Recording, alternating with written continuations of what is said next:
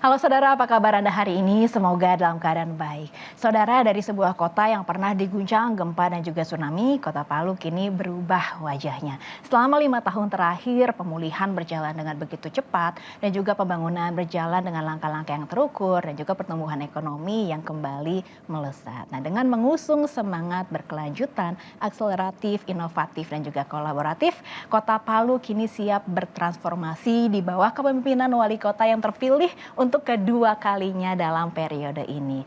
Lantas bagaimana strategi untuk mengintegrasikan 88 program prioritas dan juga bagaimana sinergi dan juga komitmen wali kota terpilih untuk menjadikan kota Palu sebagai kota yang layak huni, berdaya saing dan juga menjadi sentra pertumbuhan di Sulawesi Tengah. Kita akan bahas selengkapnya selama 30 menit ke depan bersama saya Egit Hapsari hanya di Bincang Kita.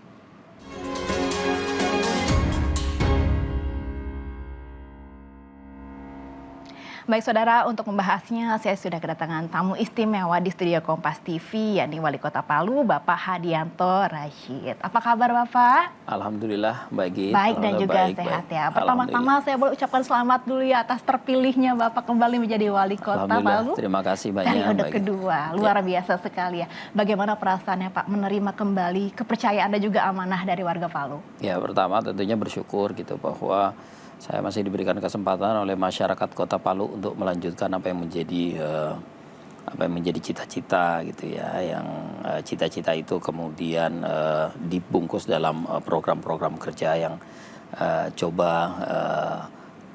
kami tawarkan kepada masyarakat, dan alhamdulillah berdasarkan tawaran-tawaran program kerja itu yang kemudian masyarakat kemudian memberikan kesempatan kembali. Jadi tentunya ini adalah sebuah kehormatan yang begitu luar biasa diberikan oleh masyarakat Kota Palu, serta kepercayaan yang sangat besar ya, bagi saya untuk kemudian bisa mengawal pembangunan Kota Palu dalam 5 tahun ke depan. Kalau dari periode pertama 2021 sampai 2025, apa capaian yang paling Bapak banggakan? Saya tidak tahu ya, karena kalau menilai hal tersebut ya sama saja saya kemudian menilai diri sendiri gitu. Maka masyarakatlah yang menilai gitu. Tapi saya bersyukur bahwa masyarakat cukup menerima ya perubahan-perubahan saat ini yang terjadi di Kota Palu, dan memberikan signal ya, petunjuk kepada saya khususnya dan kepada seluruh tim dan kepada OPD untuk bisa menguatkan kerja-kerja yang sudah dijalankan saat ini. Baik, ini periode yang kedua, mungkin ada visi misi yang berbedakah dari periode sebelumnya, dan bagaimana dari Pak Hadi sendiri untuk mengintegrasikan visi misi di periode ini dengan periode sebelumnya, Pak? Jadi tadi Mbak Egit sudah sampaikan tadi gitu ya, bahwa apa upaya yang kita lakukan untuk mensinergikan program di periode pertama dan periode kedua. Jadi strategi yang kita lakukan adalah bagaimana kita semakin menguatkan gerak kerja kita semakin lebih cepat ya, dengan semangat yang akseleratif gitu ya.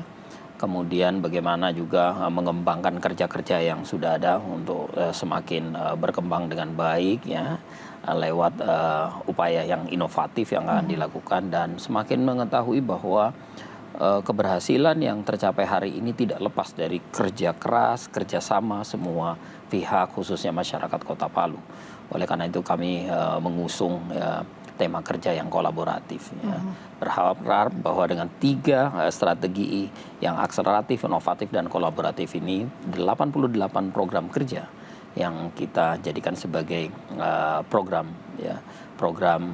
kerja di periode pertama dan periode kedua ini, ya moga-moga insya Allah bisa kita jalankan dengan sebaik-baiknya. Ini kan berarti 88, 35 ditambah 53 ya, periode yang kedua ini ya. Betul. Nah, untuk periode sekarang mengusung semangat tadi berkelanjutan, akseleratif, inovatif, dan juga kolaboratif. Ini catchy dan kekinian sekali ya Pak, menarik sekali ini semangatnya. Lantas bagaimana untuk memastikan bahwa visi misi yang tertuang dalam semangat ini juga berjalan sebagaimana mestinya? Iya, kita kan memiliki, tadi sebutkan ada 35 program yang akan menjadi indikator dari kerja-kerja yang akseleratif dan kemudian inovatif dan kolaboratif tadi. 35 ditambah dengan program kerja yang sudah berjalan 53. Nah, maka kemudian semuanya jadi 88. Betul. Semua ini akan menjadi alat ukur dan ketika program-program ini berjalan, maka ini yang kemudian menjadi ukuran gitu bahwa program yang kita usung itu berjalan. Dan tentunya berharap bahwa program-program ini betul-betul bisa ditargetkan sesuai dengan in time ya, sesuai dengan in time yang telah ditargetkan gitu.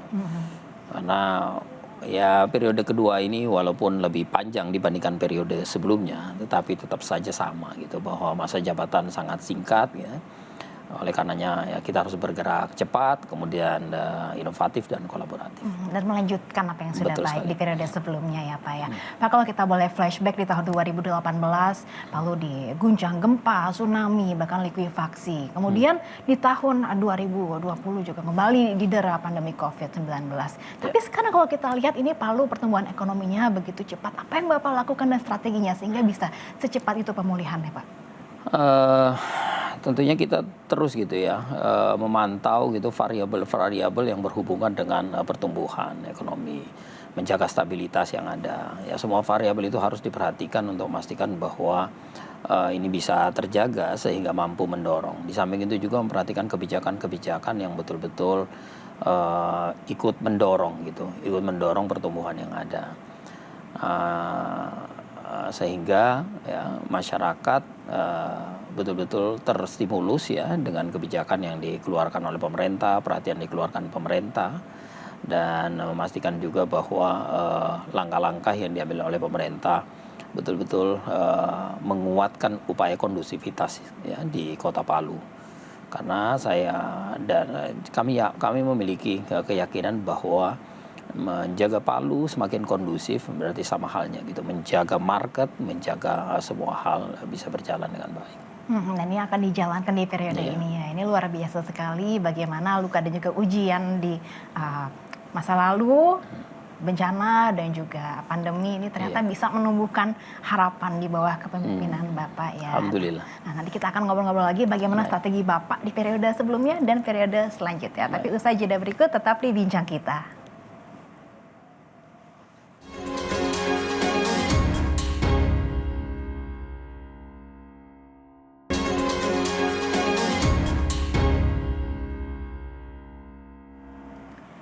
Anda masih menyaksikan Bincang Kita Saudara dan kami masih ditemani oleh Wali Kota Palu Bapak Hadianto Rashid. Pak Hadi, tadi kita sempat ngobrol di periode pertama Bapak ada 35 program prioritas. Di periode 53 tambah 35. Jadi total 88 program prioritas. Nah, ini kan bukan jumlah yang sedikit. Bagaimana strategi Bapak supaya 88 program prioritas itu bisa terintegrasi dengan baik, berjalan efektif dan juga tepat sasaran, Pak? Iya. Jadi kita bicara terkait dengan kolaboratif.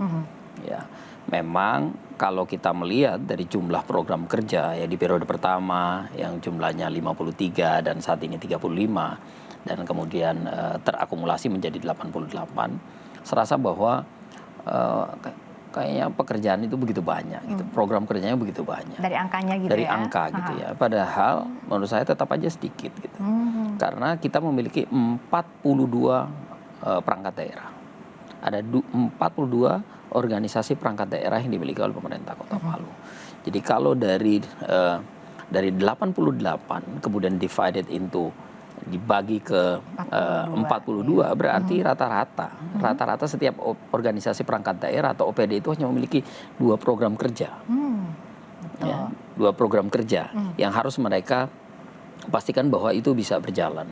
Nah, sehingga kalau kita bicara 2 program kerja dengan timeline 5 tahun ya, atau timeline periode pertama hanya 3,5 tahun gitu, sudah cukup untuk mengantarkan kerja-kerja yang bisa membawa goal gitu ya, terkait dengan program kerja tadi. Nah, sehingga menurut saya bahwa program ini juga masih bisa capai, dan juga program kerja ini juga masih merupakan program kerja yang terukur yang masih link ya dengan program kerja pemerintah pusat gitu ya. Kalau kita berbicara tentang beberapa sektor gitu yang menjadi perhatian kita, sektor ekonomi, kemudian sumber daya manusia, kemudian lingkungan, kemudian pendidikan, kesehatan, ya, kemudian juga pemerintah sendiri. Pemerintah sendiri penguatan perbaikan sistemnya semuanya masih link and match gitu dengan pemerintah pusat. Penguatan ekonomi, kita bicara tentang penguatan ekonomi masyarakat lewat UMKM. Kemudian masalah mengenai kesehatan, pelayanan kesehatan lewat BPJS kesehatan, pelayanan kesehatan yang lain untuk memastikan bahwa masyarakat. Masalah pendidikan juga begitu, program beasiswa masih link gitu. Kemudian program lingkungan. Program lingkungan bagaimana kita mendorong pengelolaan lingkungan yang semakin baik, pengelolaan sampah yang semakin baik, kemudian memperhatikan hal-hal yang berhubungan dengan misalnya climate change dan lain sebagainya. Semua masih link. Kemudian terkait dengan pemerintah, bagaimana mendorong pemerintah juga semakin akuntabel, ya, semakin transparan, kemudian pelayanan juga semakin cepat, semua masih link gitu. Sehingga bahwa program-program yang kita usung, yang kita masukkan ini sebenarnya ingin mengingatkan bahwa seluruh perangkat daerah yang ada ini, bahwa inilah tugas mereka yang harus mereka ingat kembali, ya, yang kemudian harus mereka kuatkan kembali, dan kemudian pastikan bahwa itu betul-betul dilaksanakan oleh semua perangkat daerah dengan baik. Jadi kolaboratif ini bukan hanya semangat, tapi juga mindset yang harus diemban perangkat daerah ya Bapak. Bukan cuma 88 ya, jangan lihat 88-nya, tapi dibagi 42. Bagi 42. Dan jika dipikul bersama dan pikul kolaborasi, bersama, betul. Possible. Nah, contoh misalnya di tahun ini kita memiliki salah satu program, contohnya misalnya sekolah khusus keluarga. Nah, sekolah khusus keluarga ini adalah sekolah yang disiapkan oleh pemerintah dalam memberikan advokasi kepada keluarga, ya. Kemudian bisa mengasistensi keluarga agar kemudian keluarga bisa mendapatkan pemahaman serta pengetahuan yang dalam terkait dengan beberapa hal. Contoh masalah mengenai kesehatan.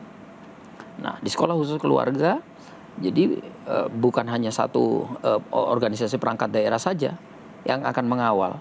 Bukan hanya kalau kita ngomong sekolah berarti kan dinas pendidikan gitu. Betul. Ya.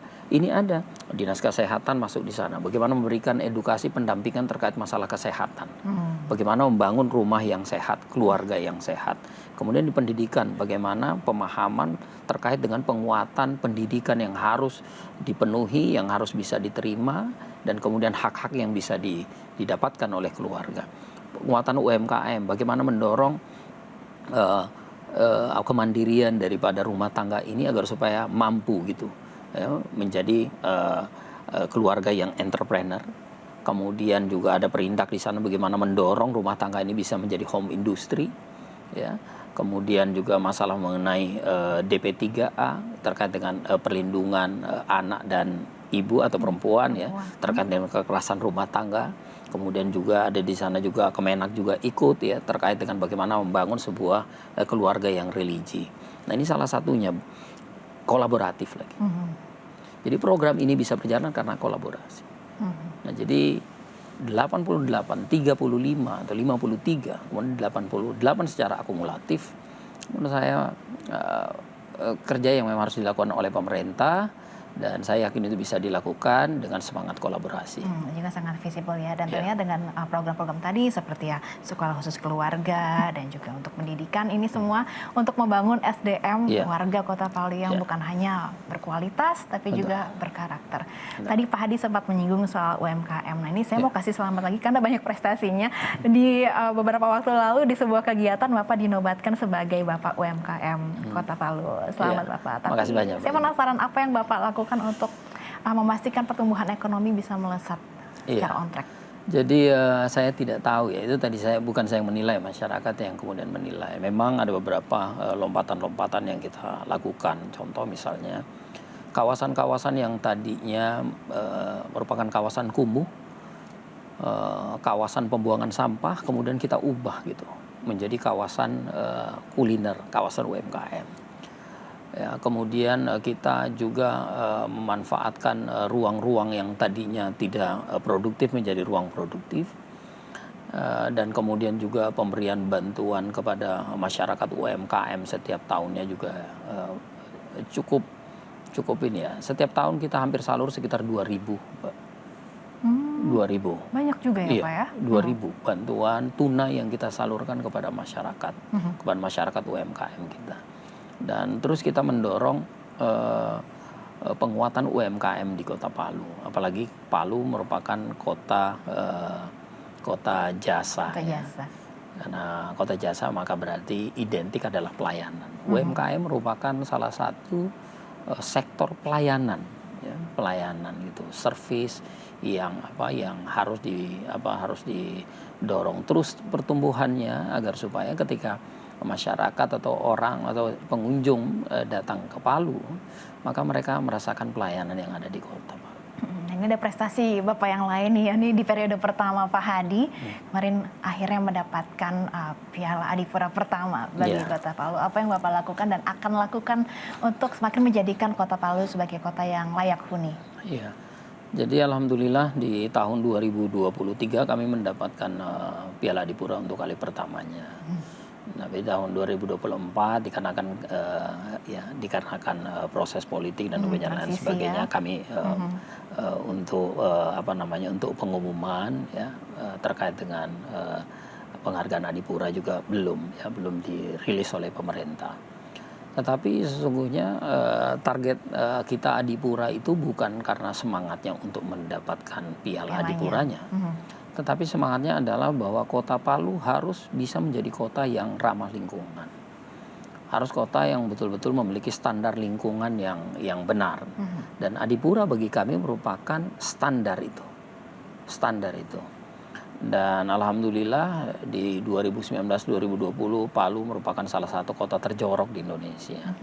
Di tahun 2022 kami mengeluarkan itu dan kemudian di 2023 mendapatkan Adipura. Nah, apa terus yang akan dilakukan oleh pemerintah Kota Palu dan masyarakat Kota Palu? Yang dilakukan oleh kami adalah tetap menjaga standar. Menjaga standar pengelolaan lingkungan. Palu adalah kota yang ramah lingkungan dan betul-betul harus memperhatikan lingkungan dengan sebaik-baiknya. Dan kita sangat strict dalam hal ini gitu ya. Ya kalau kata masyarakat saya, Pak Wali kalau urusan ini galak.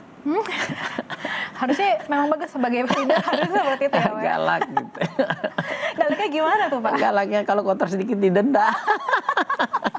Memang harus disiplin itu ya, baik. Jadi sampai saya itu dijuluki wali kota denda. Ini dalam artian yang tegas yang baik ya. Iya, karena sedikit-sedikit ngasih denda, denda. Tapi menarik sekali bahwa Piala Adipura ini bukan sebagai tujuan akhir, tapi justru sebagai motivasi untuk terus berprestasi dan juga menjadikan Kota Palu yang layak huni. Nanti kita akan gali lagi prestasi apa yang akan dicapai kira-kira di periode kedua. Usai jeda berikut tetap di Bincang Kita.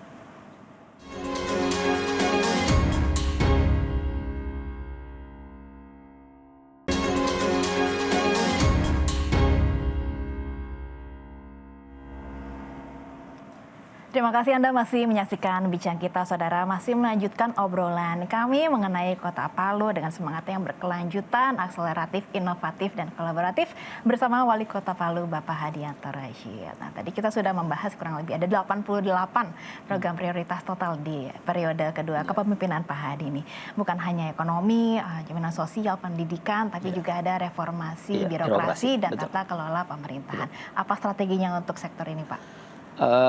Ini merupakan kunci utama ya, kunci utama dalam mendorong perubahan di kota, karena kita tahu bersama bahwa pemerintah merupakan engine daripada perubahan itu. Maka berarti ya sistem dan tata kelola pemerintahan juga harus semakin kuat gitu ya, semakin kuat. Nah, apa yang kita lakukan dalam upaya terus mendorong perbaikan sistem tata kelola pemerintahan Kota Palu, memastikan bahwa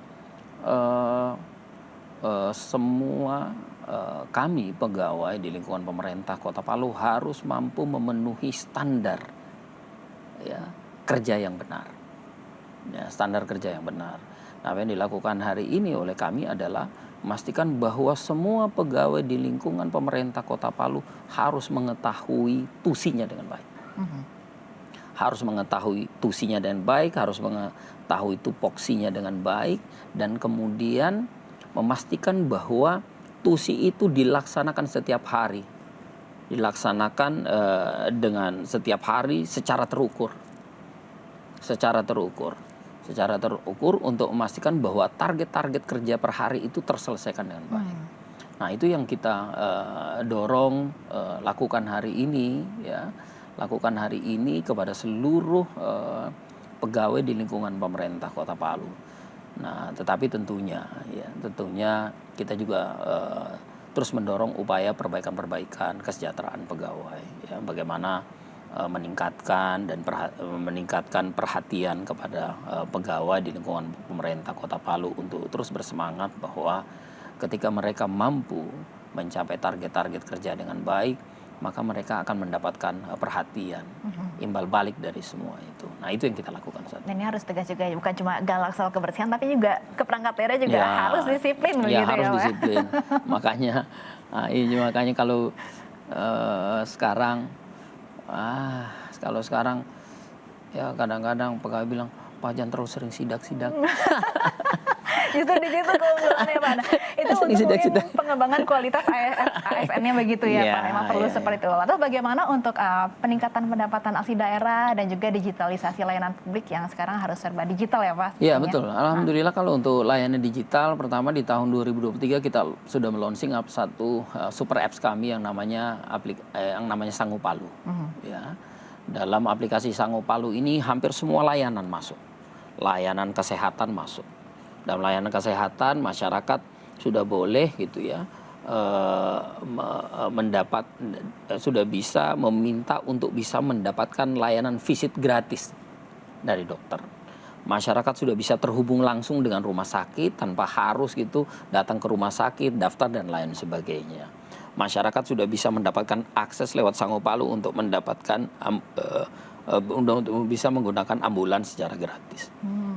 Ya, kemudian layanan aduan masyarakat di Sango Palu sudah ini, bantuan modal usaha, kemudian bantuan beasiswa, kemudian bantuan bedah rumah, ya, semua sudah bisa diakses di Sango Palu. Bahkan Sango Palu juga kami sudah develop untuk kemudian sudah bisa juga masuk dalam segmen marketplace. Ya, marketplace memastikan bahwa UMKM yang masuk dalam binaan pemerintah Kota Palu itu sudah bisa gitu, sudah bisa gitu menggunakan marketplace Sango Palu untuk kemudian memasarkan produk-produk mereka. Dan kita terus mendorong pelayanan yang lebih prima untuk memastikan bahwa pelayanan kepada masyarakat betul-betul bisa cepat gitu. Luar biasa sekali program-programnya, Pak. Nah, tentunya program ini akan berhasil bukan hanya dengan kolaborasi Bapak dan perangkat daerah, tapi juga dengan kerjasama warganya. Apa pesan Bapak kepada warga Kota Palu untuk menyukseskan tadi juga disinggung itu terkait dengan PAD tadi ya. Iya. Nah, kita juga mendorong itu, kita sangat paham bahwa daerah ini mau maju, maka tentunya dibutuhkan energi yang besar. Pengelolaan potensi pendapatan daerah lewat potensi asli daerah. Nah, itu harus betul-betul bisa menguatkan upaya pendapatan itu. Dan kita berusaha terus untuk memastikan bahwa ini bisa dicapai. Dan tentunya semua itu akan bisa capai ketika masyarakat Kota Palu ya betul-betul juga terlibat aktif dan besar dalam hal ini. Dan saya yakinkan kepada seluruh masyarakat Kota Palu di kesempatan ini bahwa yakin bahwa apa yang dilakukan oleh pemerintah hari ini, pemerintah Kota Palu hari ini tujuannya adalah bagaimana mendorong percepatan pembangunan di Kota Palu. Karena tanpa dukungan daripada masyarakat Kota Palu, tanpa kolaborasi dari semua kita dan kemudian tertibnya kita dalam menjalankan dan mengikuti aturan yang ada, pasti hal ini akan sulit dicapai. Tapi ketika kita mau dan mampu mengikuti dan menjalankan sesuatu dengan baik, saya yakin kita akan bisa mencapai apa yang menjadi cita-cita kita bersama. Itu semangat kolaboratif juga mengusung warga juga ya, Pak. Terakhir, apa harapan dari Pak Hadi sebagai wali kota di periode kedua terhadap Kota Palu untuk 5 tahun ke depan? Ya, harapannya bahwa moga-moga saya bisa mengemban amanah ini dengan sebaik-baiknya, ya, bisa mendeliver semua program kerja ini kepada proses akhir. Ya. Proses akhirnya adalah pencapaian dan penyelesaian dari semua program kerja yang sudah menjadi program, ya, menjadi misi yang akan kami tuntaskan. Dan saya berharap moga-moga juga dalam waktu 4 tahun ke depan ini, insya Allah kita akan bisa melakukan lompatan-lompatan yang besar, sehingga bisa membawa Kota Palu semakin berubah dan ya semakin dicintai oleh masyarakat Kota Palu. Amin. Nah, terima kasih obrolan kita hari ini Terima kasih sangat banyak, Mbak. inspiratif dan menumbuhkan optimisme bahwa ternyata dari luka bisa tumbuh harapan Amin. seperti yang Alhamdulillah. dialami warga Kota Palu. Semoga berhasil dan juga sukses dengan program prioritasnya. Amin. Makasih, dan Mbak Egy. nyatanya dengan visi misi yang berkelanjutan dan juga langkah yang nyata, Kota Palu siap untuk bertransformasi menjadi arah yang lebih maju. Terima kasih atas kebersamaan Anda selama 30 menit ini di Bincang Kita. Sampai jumpa, saya Gita Hapsari pamit undur diri.